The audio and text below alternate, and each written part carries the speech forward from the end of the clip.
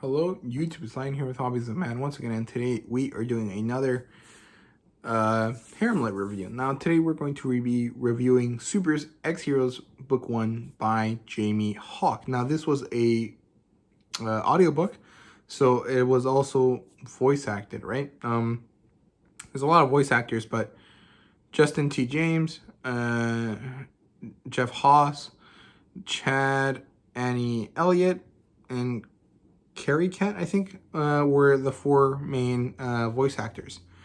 Now, this is published by Sound Booth Theater. The genre here is Haremlit, Gamelit, and Superhero. Basically, this is a superhero story with game elements, and it has harem elements as well. Now, the premise of this story is that a young man gets sent to prison unfairly. Somehow, he ends up in space / a different dimension, on a prison ship filled with super villains, right? And he must figure out what's going on and how to survive. Now, I think this is Jamie Hawke's big, story. The one that he really got famous with and the one that he really pushes for and with, right?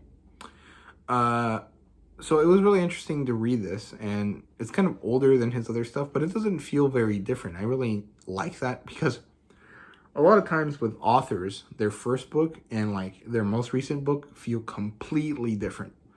Or, stuff like Brandon Sanderson. Elantris is boring as hell, and I hate the writing in that, but Way of Kings is amazing. So I like that there wasn't really that much variation in Jamie Hawke's writing so far. Now, I don't know, I guess in some cases that might be bad, but in this case, I think it worked well. There was no problem. I really enjoyed it. Now, let's actually jump into the evaluation here. So, the plotline is very good. It starts a bit of a mystery, and it nicely turns into an action-adventure kind of shoot your way out story, right? Like a blockbuster film. It's high quality, right? Because Haremlit is primarily just for enjoyment, and it doesn't need these giant, epic storylines.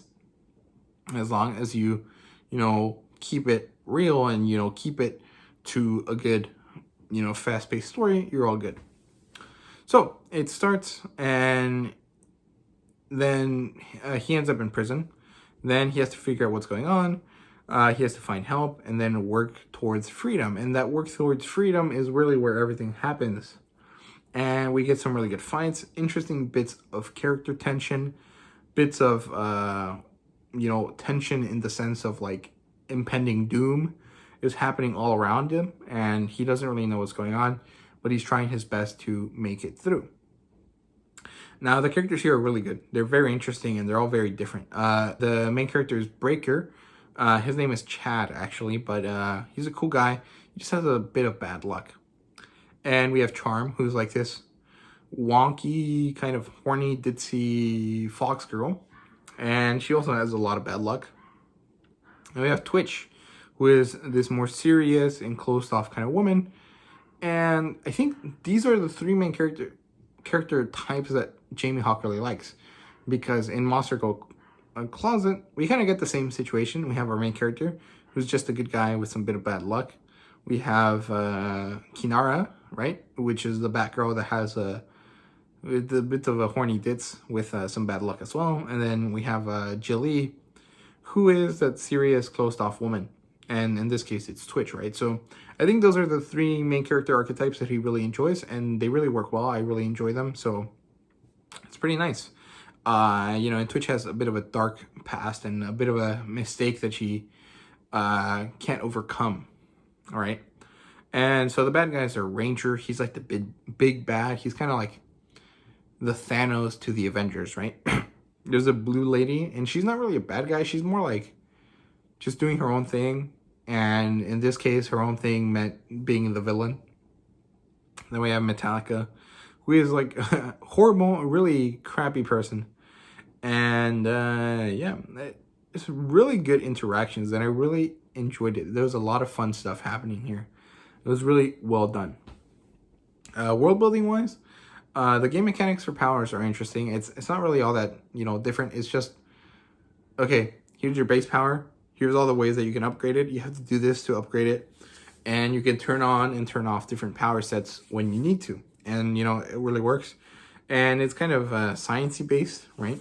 The reason for powers is basically like radiation from the sun affected people. It's kind of like Superman, but everyone gets affected differently. And of course, Breaker's powers come from, you know, hooking up with other people.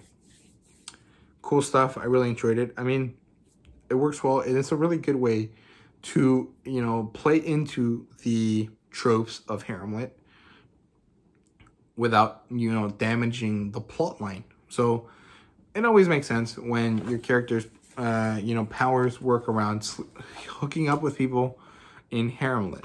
Now, the art for the cover is not actually really that great. I didn't really like it. I think it's because it's rather old. And I'm talking about the one that looks kind of messed up, where Twitch doesn't even have pink hair. Or, not Twitch, where Charm doesn't even have pink hair. She has, like, this weird gray hair. I do not like it. I think it would be pretty good to upgrade those covers. But yeah, not a huge fan of that. Now, the fan service is rather well done.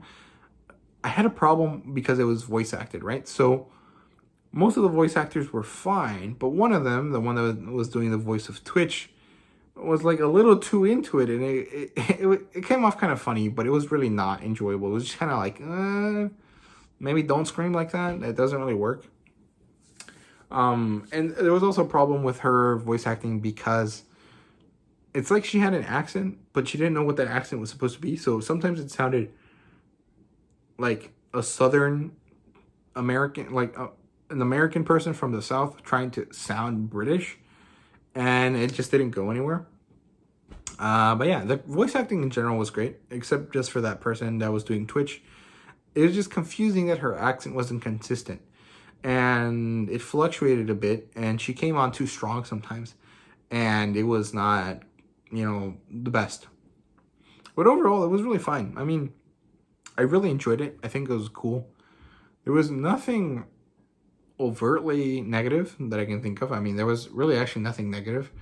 The book was really funny. I really enjoyed it. I would rate this a 4.5 out of 5. I definitely recommend it. It's a very funny story with good action. And the similar title that I can think of is Creation Mage, which I have a review for. If you want to check it out, it's up there. And yeah, so that's basically it for me. Hope you guys enjoyed. If you did, please like, subscribe, and comment down below. Let me know what you thought. And yeah, thank you guys very much for watching. See you guys later.